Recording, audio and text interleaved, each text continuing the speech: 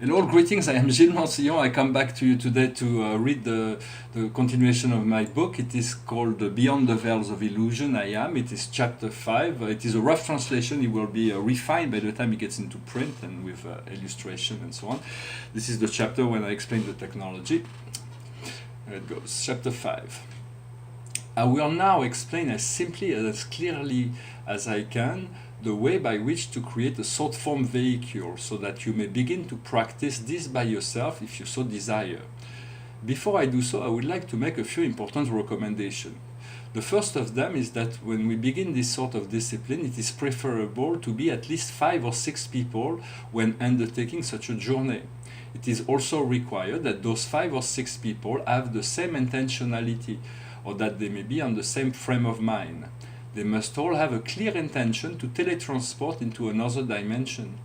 Each person in the group must be willing to leave their physical bodies behind in order to enter into another realm of reality. Even if 3 people would be sufficient, it is preferable to be at least 5 or 6 people in the group at first, because it will make the vehicle stronger and more expensive and more expensive. And the larger the group is, the more stable and strong it will be. That being said, it is more the quality of frequency of each participant that counts rather than their number. And unless one is already well experienced in this kind of spiritual practice, it is not recommended to undertake such interplanetary voyages alone, mostly in the beginning, because we could then find ourselves being projected into the lower astral plane of the fourth dimension, and then the experience could become unpleasant if not dangerous. To avoid that possibility, it is highly recommended to always undertake this kind of experiences in group, and to always do it with the conscious projection of our angelic guides. The whole group needs to be ready to partake in this experience together. But if the majority of the participants are not clear in their intention or are not ready to do this, they could have a lot of difficulty to depart. That could slow down the lifting process or even prevent it. It is preferable, when getting ready for such a journey, that all participants may be clear-minded and that their body may be relatively clean as well. We must understand that the more pure we are, the easier it is to surf on the waves of inspiration and to travel on the higher flows of the universe. And so it is not recommended to do so after a big meal or under the influence of intoxicating products such as drugs or alcohol, as those will prevent such experience outside of the effect of the intoxicating substance. So it is recommended to be as clear as possible when we engage ourselves in such adventure, until we discover a way to do this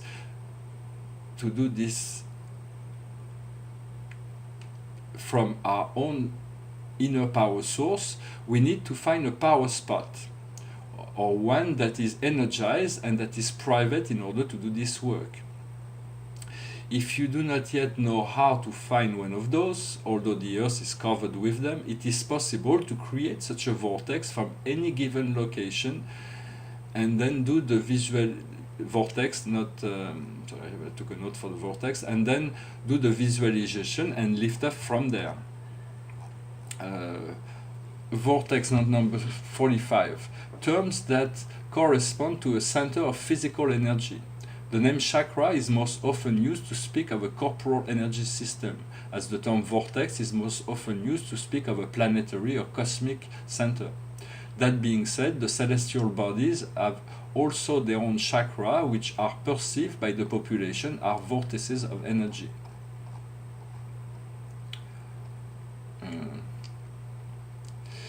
I'll return to my reading. Crystals are very good catalysts to draw the energies of the earth and make it available for such a spiritual exercise. They do not have the power to raise our frequency, but they are able to work with us and to magnify our emotional, mental vibration, to concentrate and magnify it. The higher our own personal vibration may be, the more we will become adept to utilize crystalline form to communicate and exchange energy with the mineral kingdom, and more especially with the crystals. A large crystal or many crystals may be assembled together in order to supply the energy for such transportation. If you choose to use such a crystals for such a transportation, the most important thing is that it must be anchored into the earth, both physically and energetically, so that it may draw on the power and energy that is emitted from the center of the earth, and that will be available when needed. At the time of departure, the crystal light form will be opened and will produce generations of energies that will fuel the vessel for the whole time of the journey. When we choose to use a crystal for such a travel, the crystal may be programmed and reprogrammed each time for specific destinations. The crystal structure is receptive to thoughts and respond to mental programmation through intention. Crystals are very advanced living beings, and they are very sensitive to the light frequency and loving intentions. Crystals have been on the earth for millions of years, and they behold much secret information and knowledge for humanity to discover or rediscover someday. If you do not have a crystal that would be powerful enough to supply the energy for such a transportation, it is always possible to create one in your mind's eye, within your intention and your ability to visualize, as we will discuss it thereafter. But that requires a little bit more concentration than when using a physical energy vortex. Once the space has been made private and energized, all the participants must then sit in a circle. They do not need to hold hands, but they need to feel a connection between them and to feel the connection of their power source, to their power source. That connection is the energy that will become the thought form transportation vehicle and the one that will be used for the exercise. And so it is a vehicle that is made of the collective energy of the participant. This happens with the eyes closed, and once everyone in the group is comfortable and at ease in a seated position, all participants need to visualize a ship that is made of their own energy that engulfs them and contains the whole of their energy field. There is also a need for a central person who will be guiding the group into the visualization and into this adventure. This can be done by a central person that guides the process, or it can be pre-recorded as well. The central person has the mission to guide the group into the state of deep relaxation, while at the same time each participant must formulate within his or her own mind the vessel and to visualize it. So all the participants must be seated in a circle with their eyes closed, and all having decided of a destination they have chosen to project themselves into in order to explore that dimension together. Personally, I always choose to begin by a declaration of intention and a reverential invocation and salutation of the divine source, as well as the expression of gratitude for the experience we are about to receive in that process. Then I invite my guide and all the guides of all the participants. I thank them for their participation, their support, their assistance in the realization of this transportation journey, so that it may bring us what we are seeking and for it to be as pleasant as possible as well.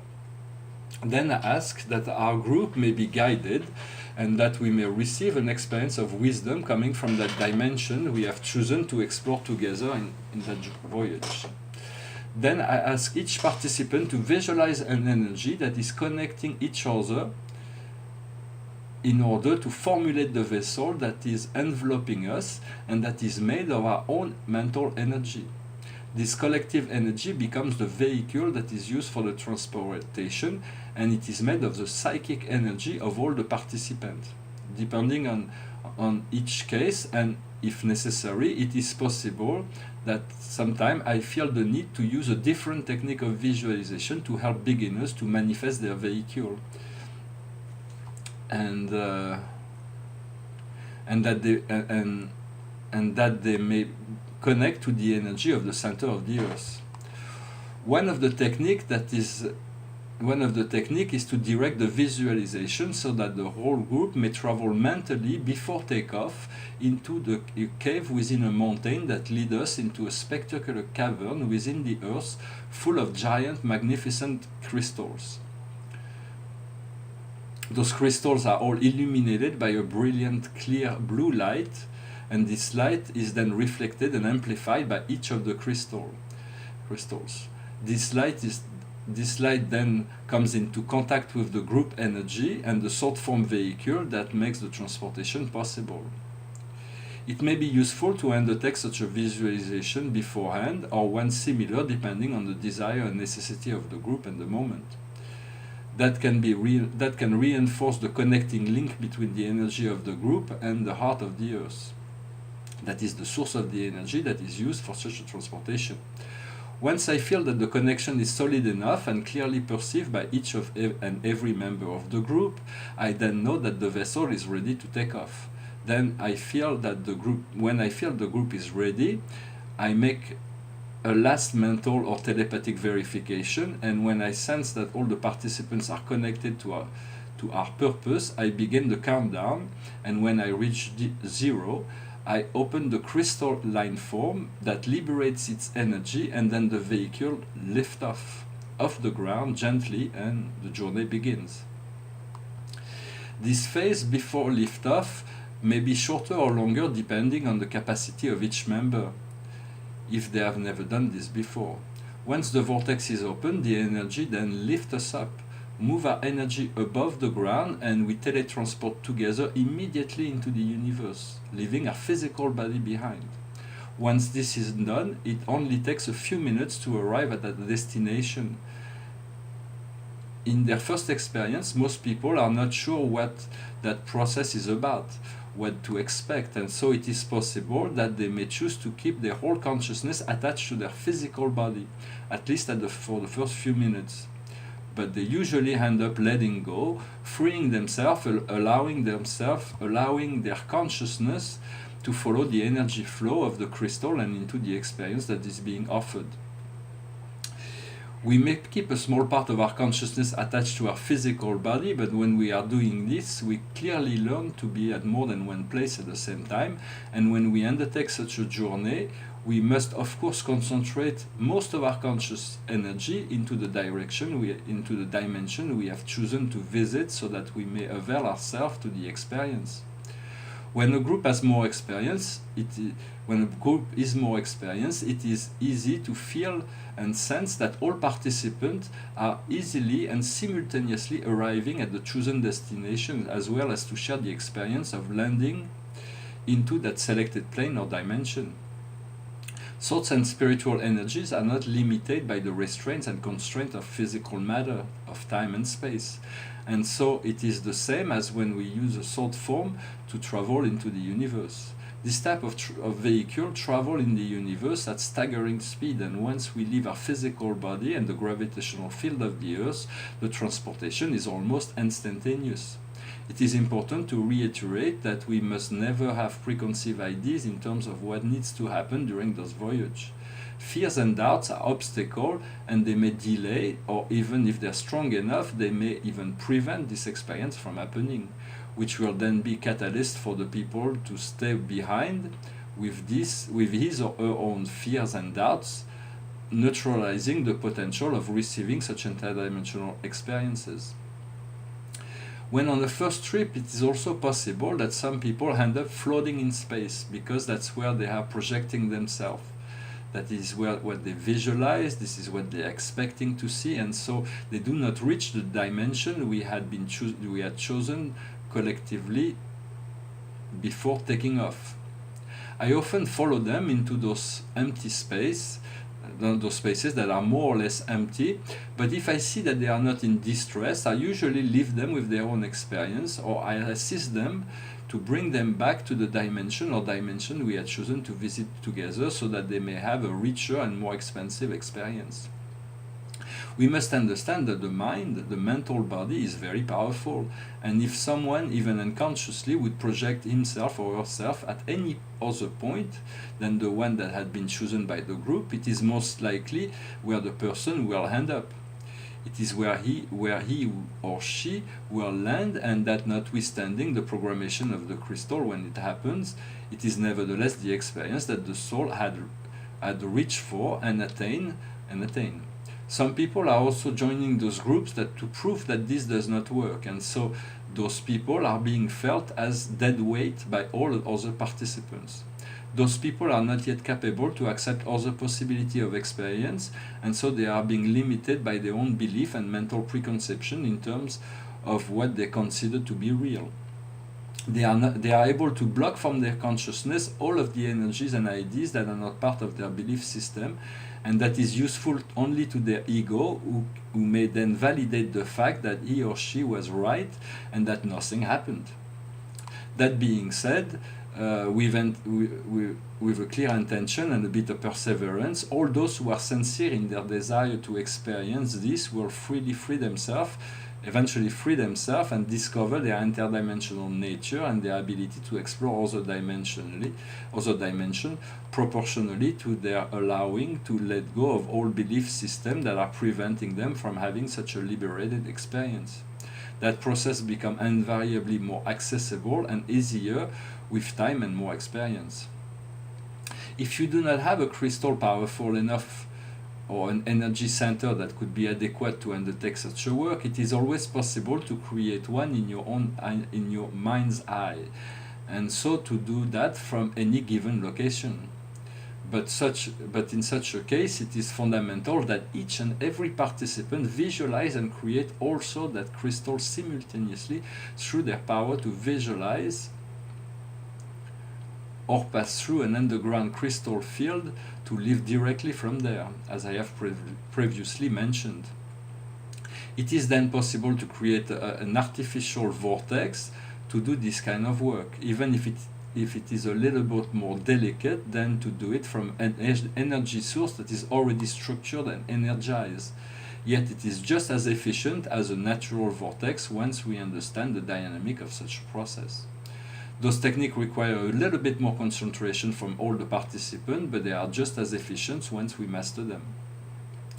We can also use our own internal energy source, but it requires then that all participants are already well versed in the principle of unity consciousness and source attunement.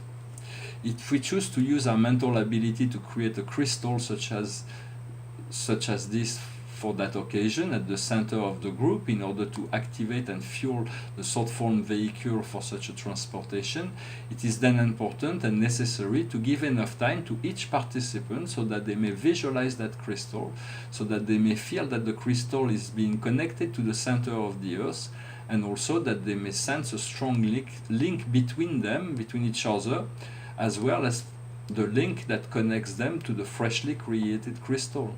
It is important that they feel and create a strong link between the crystal and the center of the earth, and that as this will be the energy that will allow them to channel the energy into the circle or into the group of participants in order to provide the necessary energy to the vessel for the journey to happen.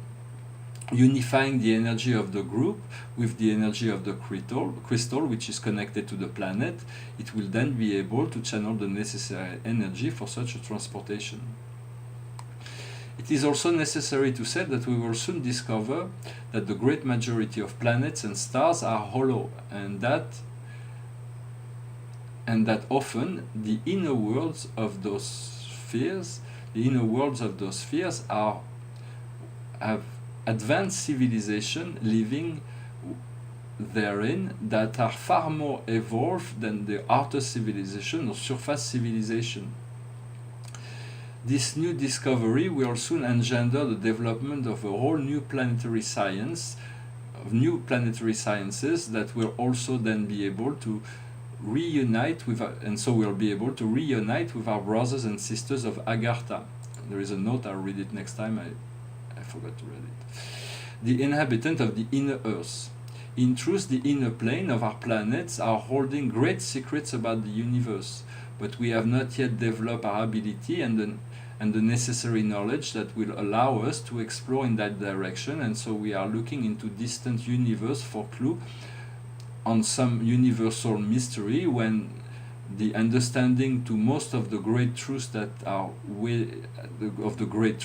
waiting right below our feet. At the center of our beloved planet is a brilliant star that is the heart of our Mother Earth, and it manifests in the physical world as a huge iron-based crystal which maintain all of the manifested level of reality, both on the inner civilization as well as on the surface. Our Mother Earth already lives in the fifth dimension, is getting ready to enter into the sixth dimension. That being said, we must still tolerate the energy flow that we must still tolerate that energy flow of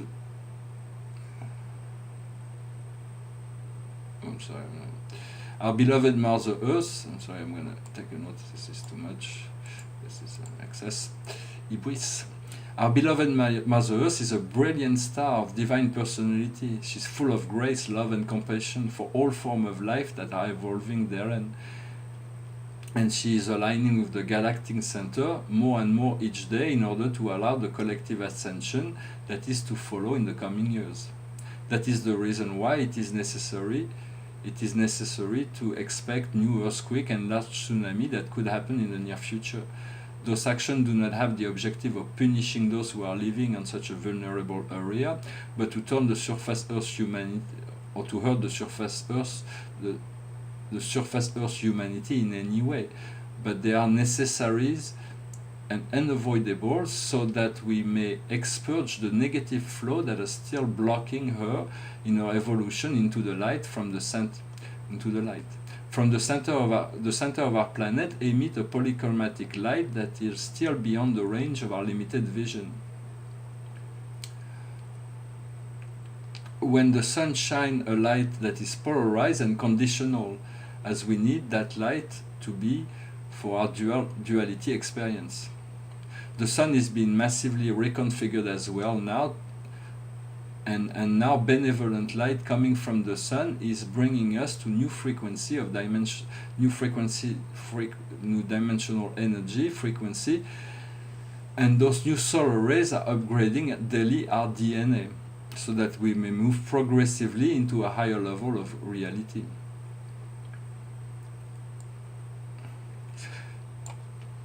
To return to the process of developing interdimensional vehicle, this method is just explained. The method just explained is one among many others that could be used, but it's simple enough so that each and every one may chance to undertake it and go into the exploration of such a potential. Once we understand the principle and protocols in order to use a fifth dimensional energy source to create a thought form vehicle, it becomes easy to use or to utilize. The way by which to bring the group to the visualization is open, and everyone may choose to develop his or her own process of invocation and visualization process before arriving to the departure phase. Many destinations are easily accessible and open to us now directly from the Earth, when other sources more important are accessible only beyond the orbit of Jupiter, as well as other beyond the external periphery of our solar system. I recommend that you try and use this important moment of time to begin practicing this spiritual discipline if you so desire, in order to learn and familiarize yourself with those principles of transportation to other dimensions. I hope that those explanations will be easy enough for now so that you may choose to venture into that experience and to see for yourself, because that will be the only way you will truly know what this is about. I hope that this discipline will also bring you joy in your life in terms of helping, as well as helping you with your Earth incarnation, not only in terms of soul growth and evolution.